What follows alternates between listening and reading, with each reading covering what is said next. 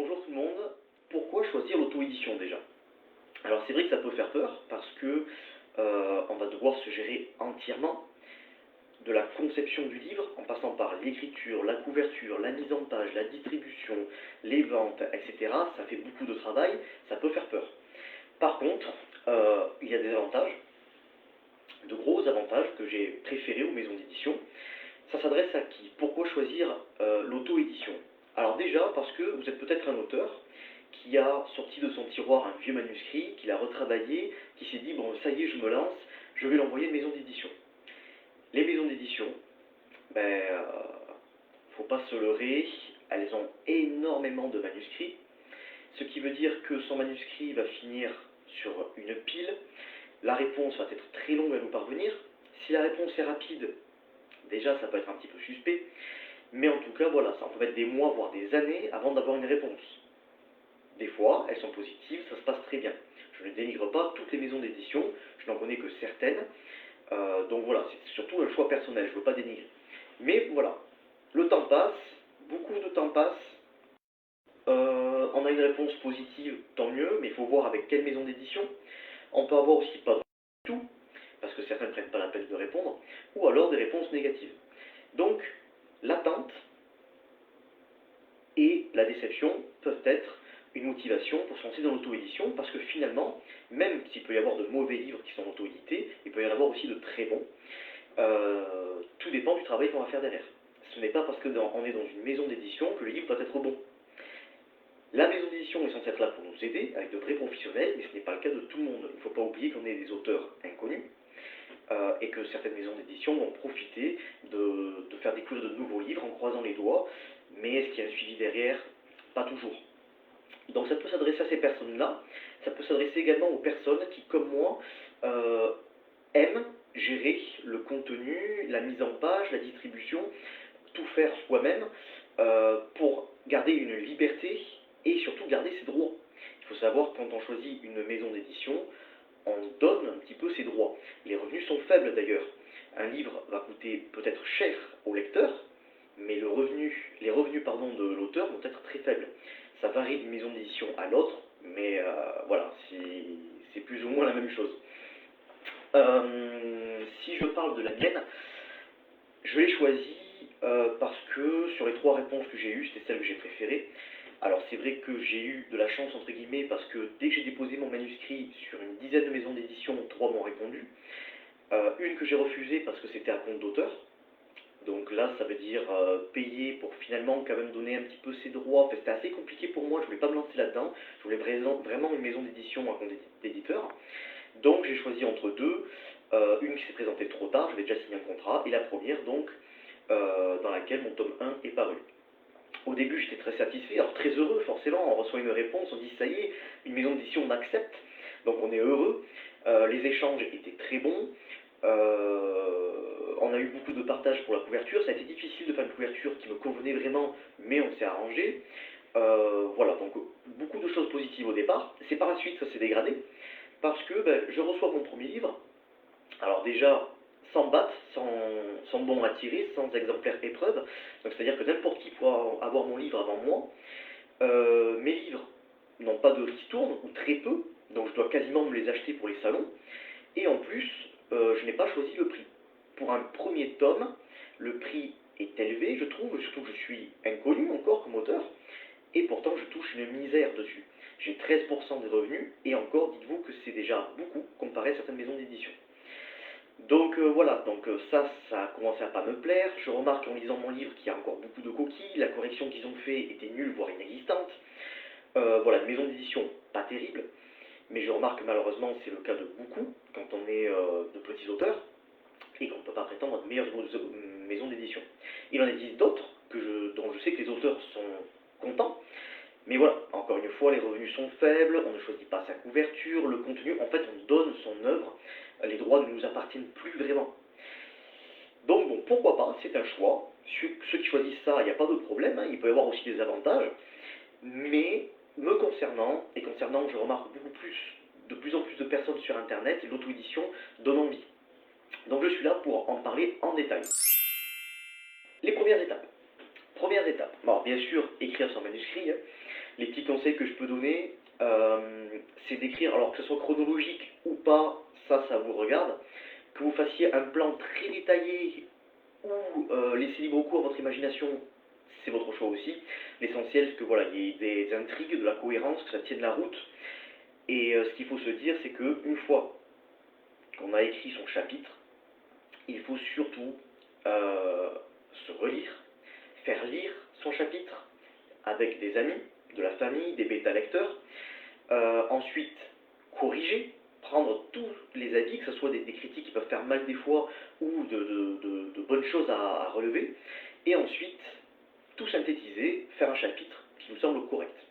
Il existe aussi la solution alternative, c'est-à-dire que chaque chapitre vont former le roman, et ce roman vont être envoyé à un correcteur.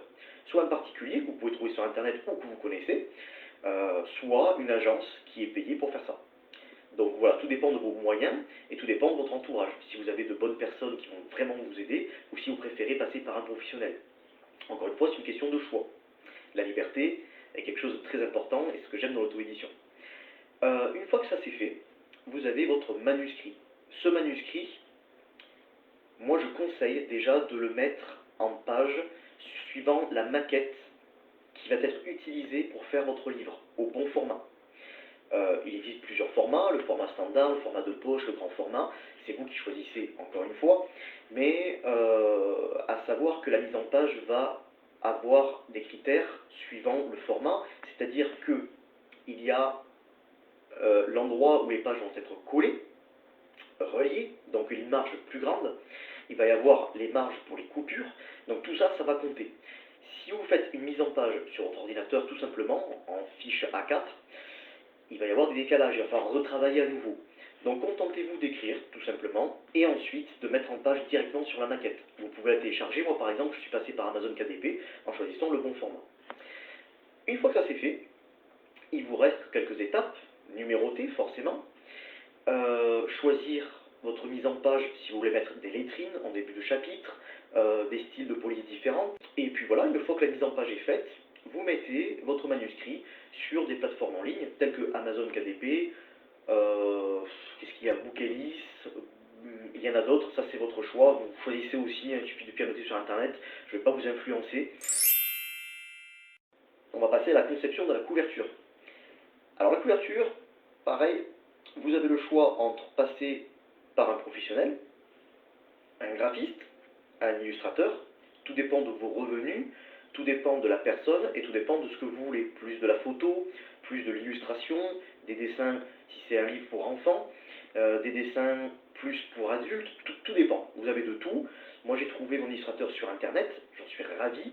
On a un petit peu discuté ensemble, on a parlé du tarif, on a partagé nos points de vue, qu'est-ce que je voulais, qu'est-ce qu'il pouvait faire pour moi, les œuvres qu'il faisait, et du coup je l'ai validé comme ça.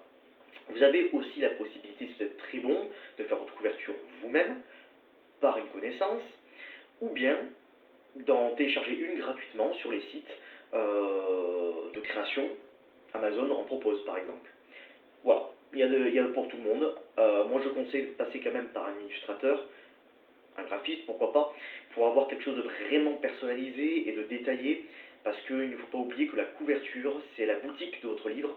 Elle doit taper à l'œil, elle doit donner envie, tout en reflétant le contenu.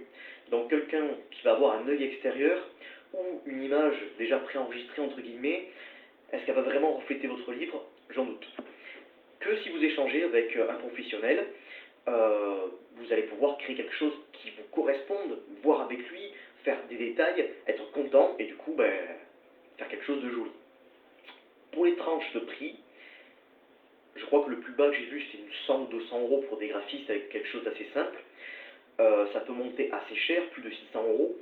Moi pour le mien c'était entre 300 et 400 euros, mais il a fait l'intégralité. Il a fait ma première de couverture, ma quatrième de couverture, mon dos, donc la tranche, avec le texte, avec les couleurs, on a beaucoup travaillé, je lui ai demandé à chaque fois est-ce que vous pouvez faire ci, ça, donc voilà, pour 400 euros j'en suis content, sachant que une fois avoir payé la couverture, finalement on ne paye plus grand chose. Quand vous êtes en maison d'édition, si vous prenez la mienne, je n'ai pas payé la couverture, c'est vrai. Par contre, le stock que j'ai reçu chez moi, j'avais quasiment pas de ristourne dessus. J'ai payé un prix exorbitant pour avoir mes propres exemplaires pour pouvoir les revendre. Donc je ne touchais que pour les derniers exemplaires. Et mes revenus par vente en ligne sont aussi très faibles. Quand on pèse le pour et le contre, peut-être que oui, l'auto-édition à la base est plus chère, mais sur le moyen ou long terme, on y gagne. Ensuite, on va parler du numéro ISBN. Alors, je vais vous émerveiller avec mon anglais. L'ISBN, c'est quoi? Littéralement, c'est International Standard Book Number. En d'autres termes, c'est le numéro d'identification international de votre livre. Une référence, un code barre, tout simplement. Ce numéro est très important parce que d'une part, il est obligatoire, d'autre part, il va vous référencer partout. Amazon, encore une fois, si vous passez par cette plateforme, va vous en proposer un gratuitement. Ça peut être alléchant.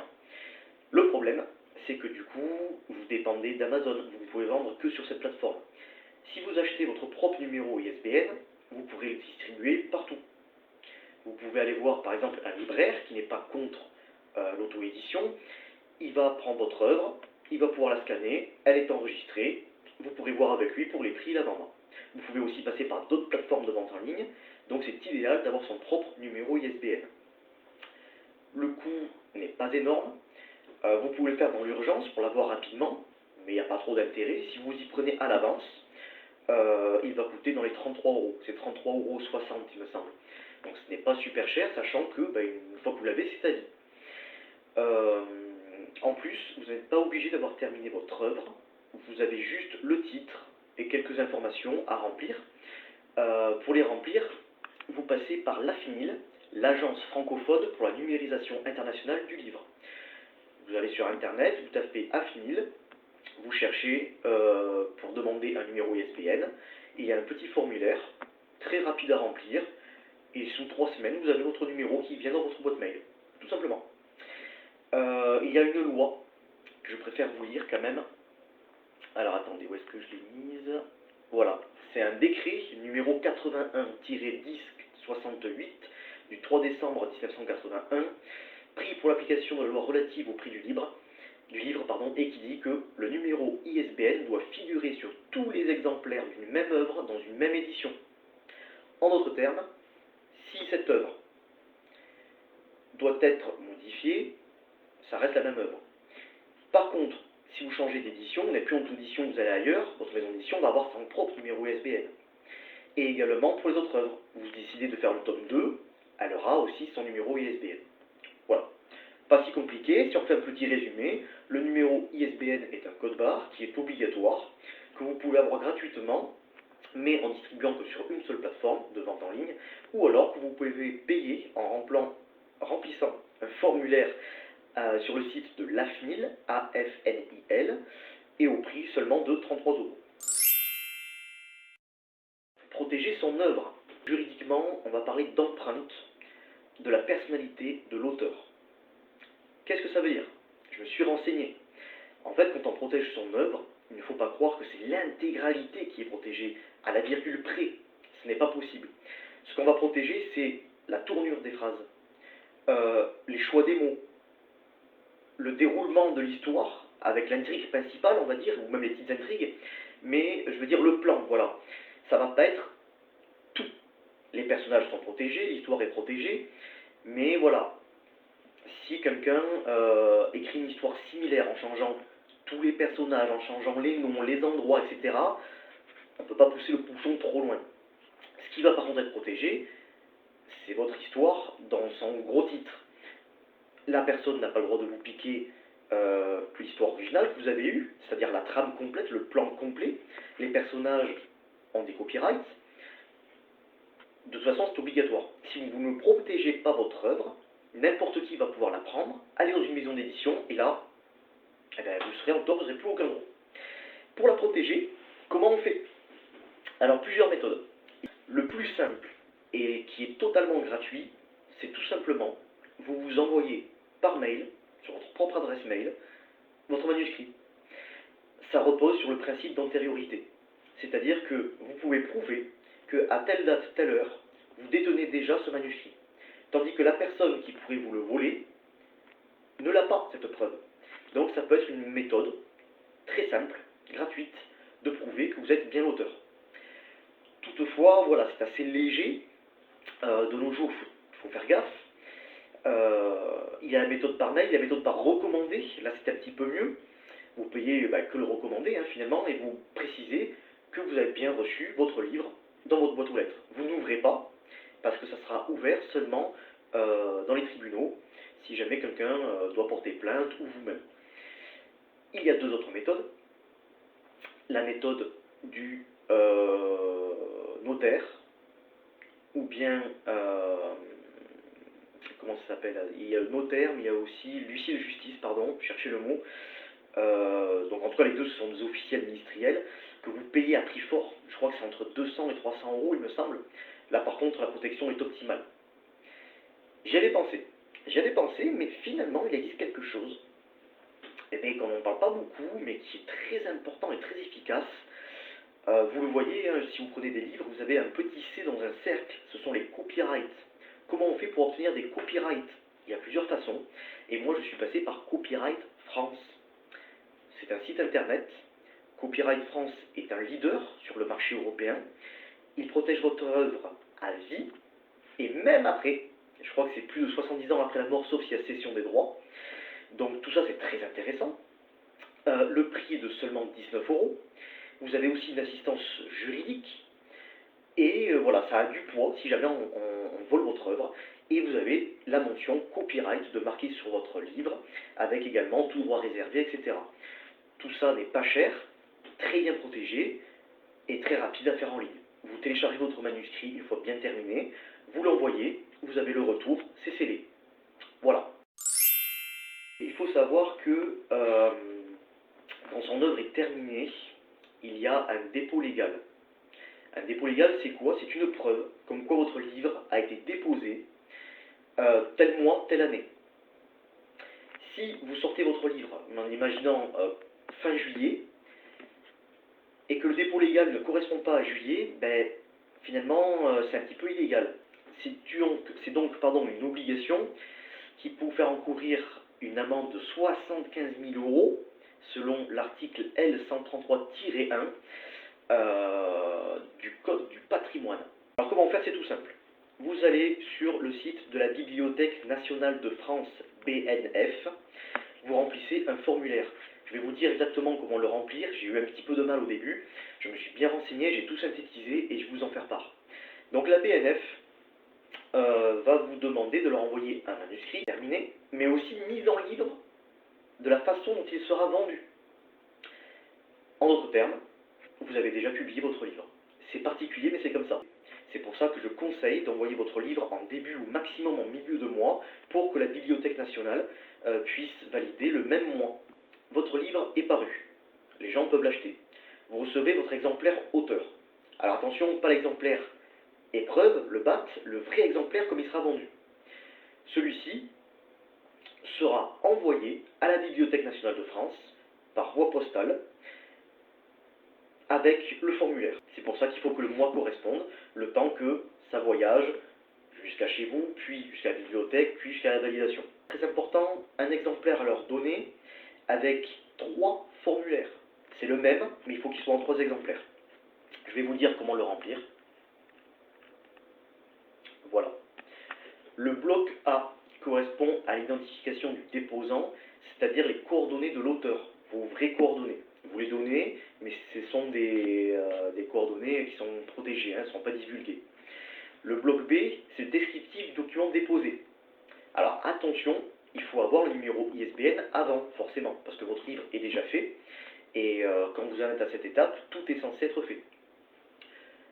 La case B4, ben vous mettez rien. B5, alors là il faut cocher nouveauté. Une nouvelle édition est utile uniquement en cas de réédition de l'œuvre, si celle-ci a reçu des mises à jour conséquentes uniquement. Donc en fait, si vous modifiez un petit peu votre texte, vous n'avez pas besoin de refaire un dépôt légal. Par contre, si c'est conséquent, là oui, parce que l'histoire n'est plus la même. Toujours en B5, vous cochez brochet, parce que c'est le seul format qui est accepté. Alors en B7, c'est là où j'ai eu des difficultés, parce qu'il me demande en fait le nombre de tirages prévus. Alors déjà, si vous passez par une plateforme en ligne, en auto-édition, vous allez souvent opter pour le tirage à la demande. C'est-à-dire que votre lecteur, la personne qui va acheter votre livre, va acheter et la plateforme va imprimer selon sa demande. S'il y a 3 personnes, 3 livres vont être faits. Il n'y aura pas de stock à l'avance. Vous pouvez aussi passer par un imprimeur. Donc là, vous auriez vu un stock avec eux, vous pourrez mentionner la quantité. Mais encore une fois, le prix, ça va vite chiffrer. Je ne me suis pas trop renseigné dessus. C'était une méthode. Je sais qu'il y a des gens qui veulent passer par ça, pourquoi pas. Mais ça exige d'avoir les stocks chez soi, de conserver les livres et de dépenser à l'avance. Est-ce que tout va être écoulé? Est-ce que c'est possible d'envoyer ces livres à chaque fois?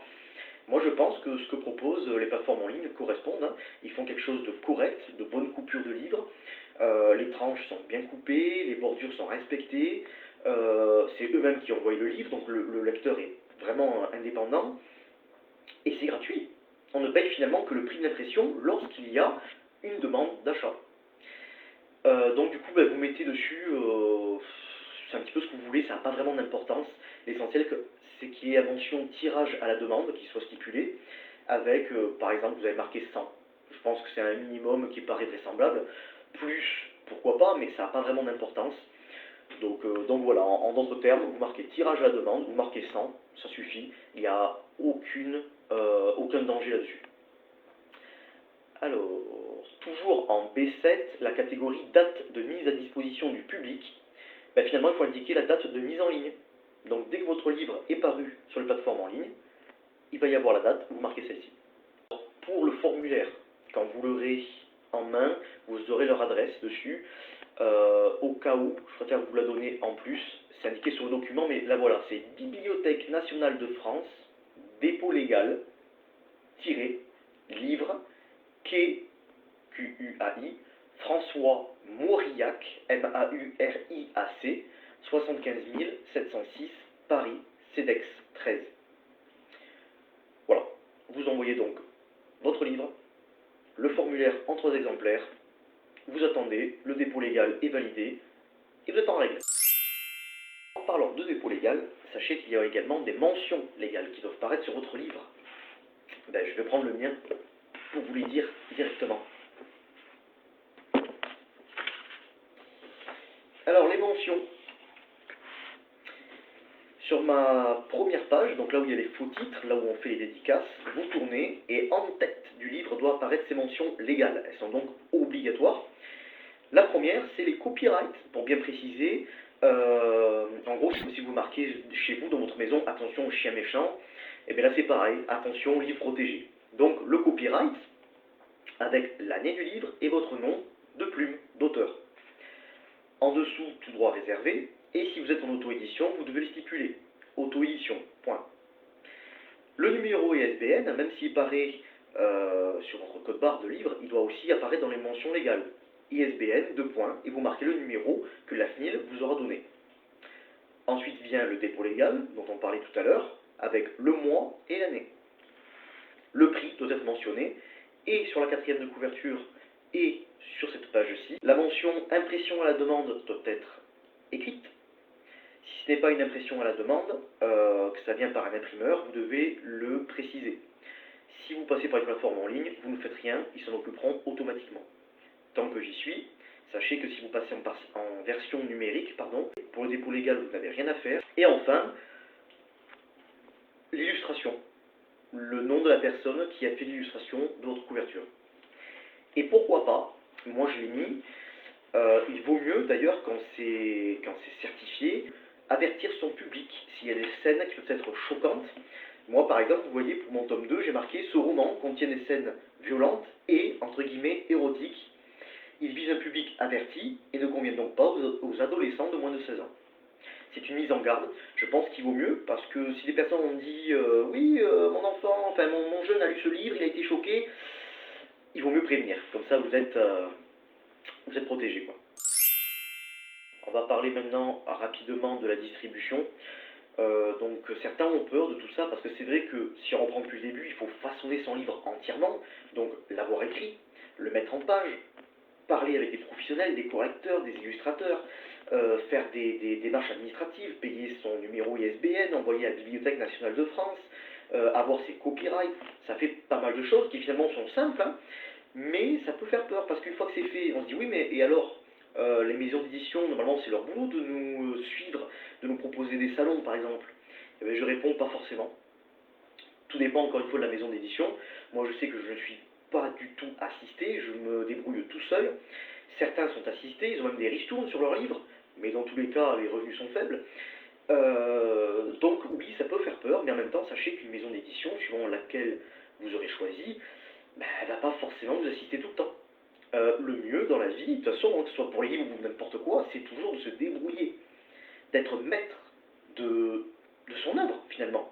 On est libre d'avoir écrit son contenu, de l'avoir géré, et on est aussi indépendant.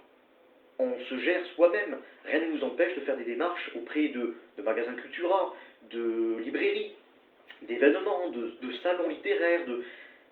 C'est ce que j'ai fait. Alors c'est vrai que pour l'instant, bon, j'ai eu ma première édition en mars 2021, ça fait pas très longtemps non plus.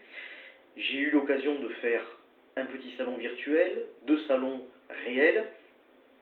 Ben, c'est pas la maison d'édition qui m'a aidé. Donc vous voyez, maison d'édition ou pas, ça change pas grand chose. Par exemple, ma maison d'édition, à la boîte de ce qu'elle est quand même bien distribuée. J'ai été à Cultura, j'ai dit la FNAC a mon livre, mais pas vous, comment ça se fait? Ils m'ont recherché dans la base de données. Ah oui, effectivement, on vous enregistre. Si vous voulez donc acheter mon tome 1 sur Cultura en ligne, il est disponible. En auto-édition, c'est plus compliqué, parce qu'ils ne vous acceptent pas dans ce cas-là. Par contre, ça ne vous empêche pas de faire des salons, et ça ne vous empêche pas d'être bien distribué. Il existe maintenant des packs, je vais mentionner Hachette, parce que c'est avec eux que je me suis renseigné. Je crois que le pack c'est une centaine d'euros, même pas 90 et quelques euros. Vous avez ça pour l'année, et vous êtes distribué partout, comme si que c'était une maison d'édition qui vous avait aidé. Donc pourquoi pas? Oui, ça coûte un petit peu plus au départ, mais pourquoi pas? Sachez que, je vais vous donner un exemple. Mon premier livre, je vais vous le montrer. Black Wings, tome 1, L'Ange aux ailes noires. J'en suis très heureux, hein, pas de problème. Par contre, vous voyez, il n'est pas très épais. La maison d'édition a laissé plein de coquilles à l'intérieur. Les pages sont blanches, j'ai pas eu mon mot à dire. Enfin, blanche en couleur, je parle. Il y a quand même du texte dedans. Et ils l'ont fait à 20,40 €. Je trouve que pour un auteur inconnu et un livre de cette taille, c'est cher. Sachant que dessus, j'ai moins de 2 €. Je n'ai même pas accès à mes comptes en ligne pour savoir combien de ventes ont été faites. Pas pour l'instant, en tout cas. Donc bon, par contre, vous prenez le tome 2. Un bon pavé. L'illustration, ah oui, aux caméras. L'illustration a été faite avec un professionnel, j'ai eu mon mot à dire. Elle est jolie, elle correspond à tous les détails que je voulais. Et le prix, 18 €. Moins cher. Donc le lecteur a quelque chose de plus conséquent, de moins coûteux. Et moi, eh ben, j'ai plus de revenus. Finalement, je vais payer l'impression quand quelqu'un veut me l'acheter. Il y a une part qui revient à la plateforme en ligne. Mais je crois que dessus, j'ai à peu près 6 €. Ben, lecteur et auteur s'y retrouvent. Sachant que pour l'instant, je ne suis disponible que sur Amazon pour mon tome 2, mais une fois que j'aurai sorti ma trilogie en entier, je vais investir un petit peu, me distribuer partout, et finalement, ce sera rentable.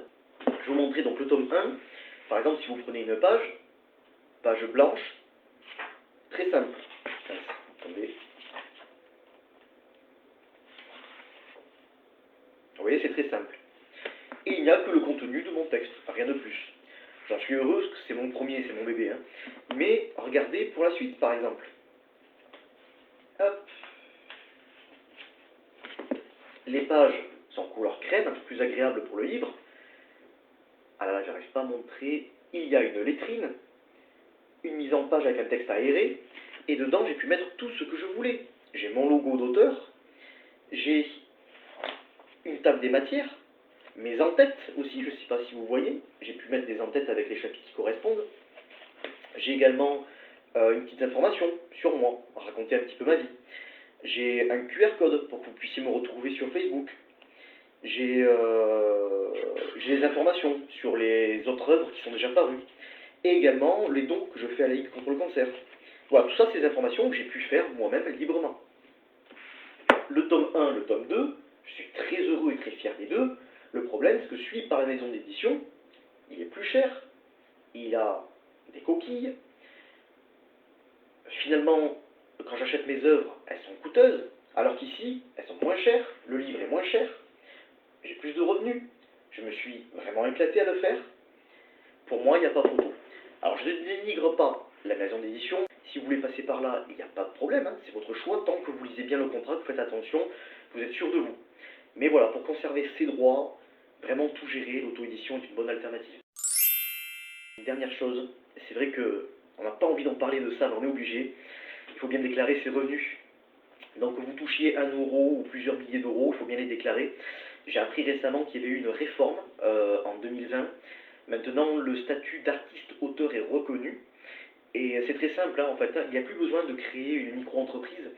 Vous allez sur le site des servicespublics.fr, vous faites une création de compte artiste-auteur, et en fin d'année, vous déclarez vos revenus, tout simplement. À partir du moment que ce n'est pas votre activité principale, il n'y a pas besoin de créer de micro-entreprise.